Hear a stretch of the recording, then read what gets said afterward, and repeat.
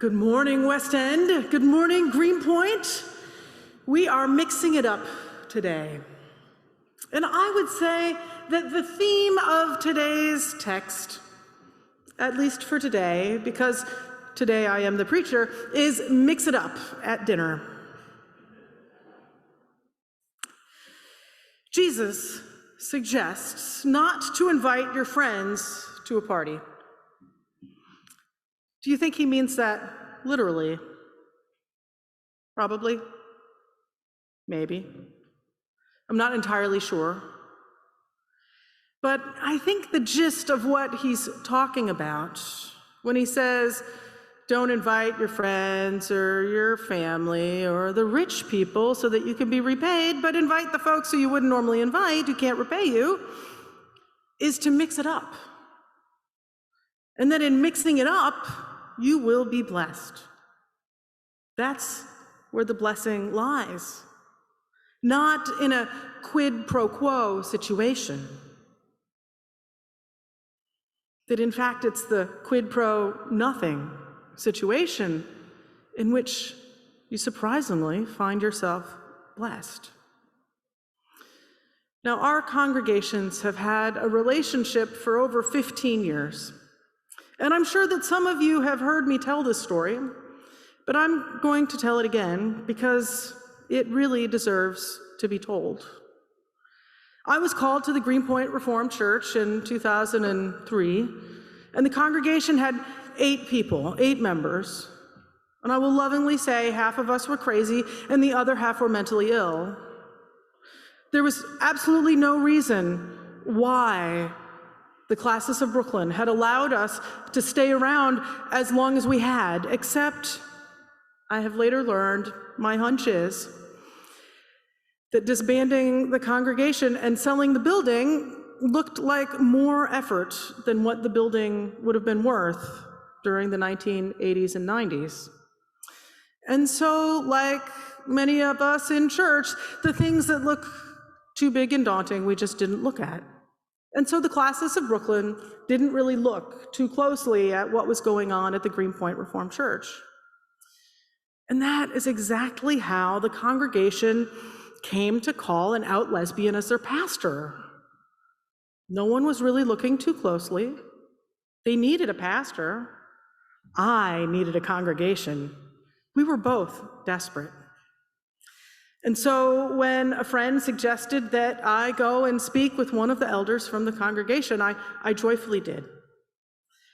I came, I preached a sermon, I brought cookies, they brought donuts. Apparently over the cookies and donuts, they had a congregational meeting of which I was unaware, which is kind of surprising. But I think it went something like, you like her? Yeah, yeah, good enough, yep. Any abstentions, okay. It didn't really feel like an official search and call process. And I couldn't believe my good fortune that I was going to be called as the pastor of a church. They said, well, how much do we need to pay you? I said, I don't know, what's the pulpit supply rate? They said, well, $125 a week. I said, sold. They said, and you get to live in the parsonage, which I would say is free but not cheap. It was upstairs from the church. For those of you who are familiar with the song Alice's Restaurant, it's very Alice's Restaurant. And I immediately set to go and assure them that I was going to be a moneymaker. That small salary was not going to go and weigh down the congregation. So I immediately had a roommate. And then I had 2. And then I went for my ordination exams. Now, in the Reformed Church in America, you have to take a series of ordination exams over at least 3 years. And I was completing them at the regularly scheduled pace. And then I met this woman I really liked. And I went to the consistory and I asked if we could get married, and we had some donuts and probably some cookies, and everyone said, yes, yep, okay. Yeah, get married. It's good. Marriage is good. We like marriage. One of the older women in the congregation actually said, we didn't know that you people wanted to get married. And I said, oh, you didn't know that gay folks want to get married? Like we were standing up. She said, no, young people. I didn't think young people wanted to get married anymore. She had been married for 60 years and really thought it was great. So she was just delighted. And so many people were delighted, except for the members of the New York classes.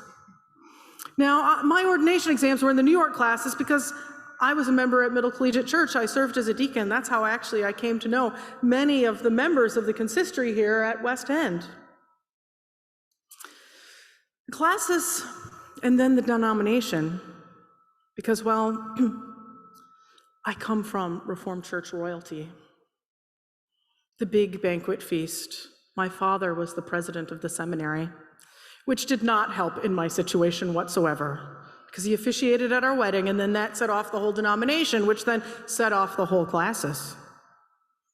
And so there was a pause on my ordination process while they had much debate. And eventually, a date was scheduled for my final exams. By this time, I had been at Greenpoint for a year. Things were going well. I think we had 10 members. I somehow thought that if I could grow the church, it might actually help the classes to see that I could be called as a minister, which wasn't exactly super faithful.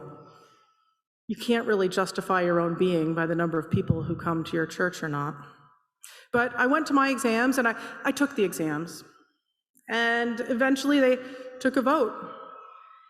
And the vote, my ordination was defeated by 2 votes. And it was really awful. The whole experience was really, really, really awful. Totally miserable.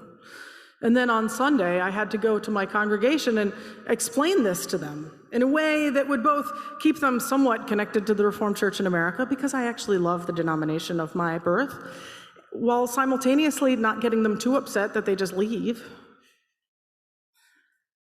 And as fate or the Holy Spirit would have it, that morning, Karen Blank from your congregation showed up along with Scott Matheny, my college chaplain from my days as a student up at Columbia. And Karen brought a check from your benevolence committee of $4,000, which seemed overwhelmingly huge. It was as if you had brought the giant banquet over to us in Greenpoint. It was as if your whole congregation was saying, don't worry about what's going to happen, you're not alone. It was in itself a miracle. You were our first ministry partners.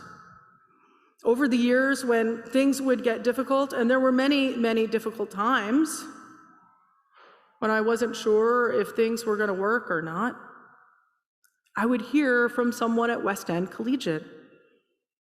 I would be reminded that surely and slowly and surely some more, we were making some progress in building a congregation in Greenpoint. Each year, I would fill out your grant application. Most years, I would send it several weeks late. And yet, you were our ministry partners. You forgave me my airheadedness, my inability to get exact facts and figures all the time. And you said, hey, you're not alone. I would say it's a debt we can never repay. And in fact, while today's theme is going to be mixing it up, you can take the theme also as debts that cannot be repaid, which is rather timely this week. But we're not going to have that sermon for you. There's no way that our congregation can ever repay you, that I can ever repay you for the love that you showed on that particular Sunday. You were in the right place at the right time as a congregation. And all these many years later, there are countless people here who I think have no idea of that story, how important you were to a whole group of people you don't know necessarily over in Greenpoint. The only way that we can repay you is to party alongside you. And that's what we're doing this morning.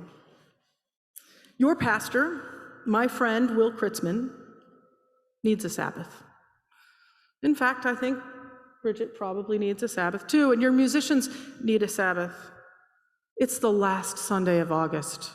We all need a Sabbath.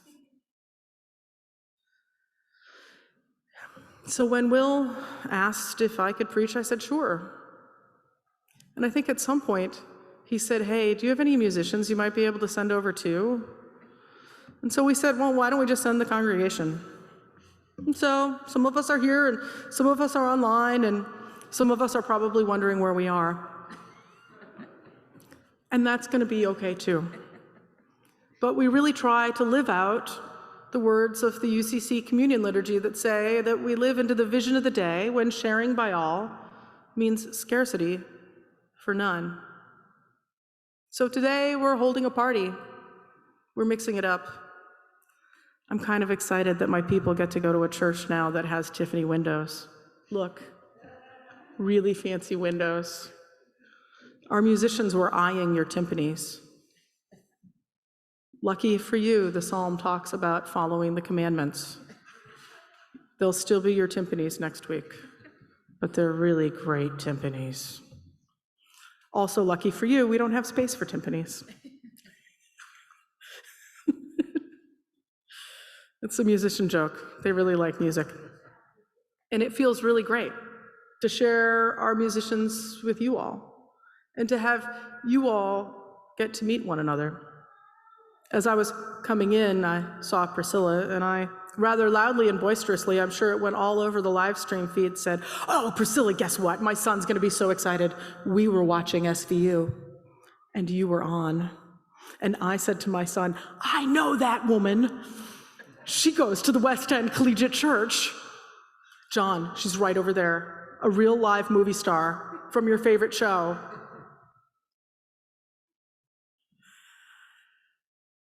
There are so many joys that we share when we mix it up at the banquet. And one of the benefits of having a guest preacher come in is that we can tell stories about you. So I have a story of mixing it up at the West End banquet. About a year and a half ago, we were coming out of COVID lockdown. It had been a long, long, cold winter. And it was one of those first beautiful, sunny spring days. And I thought I would go for a walk and visit my friend Will and see what was up with the world. It was as if I was coming out of hibernation, as if we were all coming out of hibernation. So I walked up to West End and I figured I'm gonna just surprise him. Jimmy greeted me out front. I said, hey, is Will here? Said, he's in a meeting. Now, I don't know if you know about your collegiate ministers. They have to go to a lot of meetings. It is the reason why I could never make it as a collegiate minister. I could never get there on time. I would be very disruptive. I don't understand spreadsheets. I would be terrible at it. Meetings. Will, though, is great at meetings. Have you ever noticed that? He can say difficult things in beautiful ways such that you hear them and you're not angry at him, and he can go and make progress, and he's so good at meetings. Sometimes I wish we could mix it up and he could run meetings for me. So I was kind of sad. I wasn't going to go and see my friend Will. And instead, also in this glorious spring daylight, up approached a woman from the neighborhood who I would bet had been staying at one of the hotels nearby. She had come for her morning coffee, which you were serving out. You literally had a banquet on your front stoop. And she said, isn't it the most beautiful day today? I am just so grateful for today. And Jimmy said, oh, yes, this is the day the Lord made. And I said, yes, I feel really great today. It was as if there was a party outside. It didn't have to happen inside the church. I called my friend Will up.